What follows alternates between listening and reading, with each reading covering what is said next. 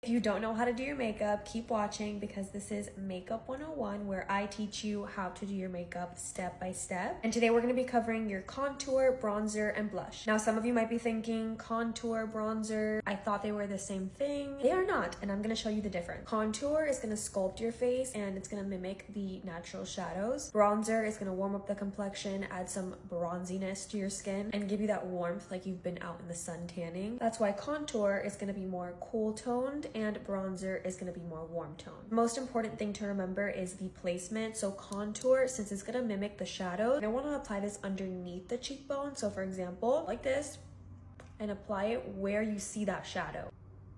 Like that. If you want to contour the nose, obviously this depends on your nose shape and the look you're trying to achieve, but I'm going to contour my nose a little bit. Then for blending out the contour, you just want to tap it in and make sure that you're not dragging the brush because you don't want to make the product go everywhere. Just keep it right where you placed it. Notice how it's literally enhancing that shadow that you have here, making it seem a little bit more snatched. Same thing on this side, just tap it out and look at that. For blending out the nose, I do like to do this kind of motion. If you want to also carve out the cheek a little bit more, you can also drag the product like this, and that's going to enhance that shadow. And now you kind of have that model cheekbone going on. Now for bronzer, this is warmer tone. It's meant to warm up your skin, add that bronze. So you're going to apply this kind of like where the sun would hit. So I kind of like to do this right on the cheekbone. I also like to warm up the forehead. This is where I would normally get a little bit tan. Also going to tap this in, keeping it nice and high on the cheekbone. Now it looks like you have some warmth. And then for the forehead, I kind of just like to tap it up into the hairline. That's your contour and bronzer. Now we're moving on to blush. There's different kinds of placements for blush to kind of alter your face shape and the look you're going for. You can apply the blush nice and high up on the cheekbone if you really want your face to be nice and lifted. You can apply it closer to the apples of your cheeks if you want it to be a more rounder effect. You can even apply it right across and over your nose for that sunburn effect. Today I'm going to show you the more lifted effect and the rounder effect. I'm going to tap my brush into the product. Then I'm going to focus the product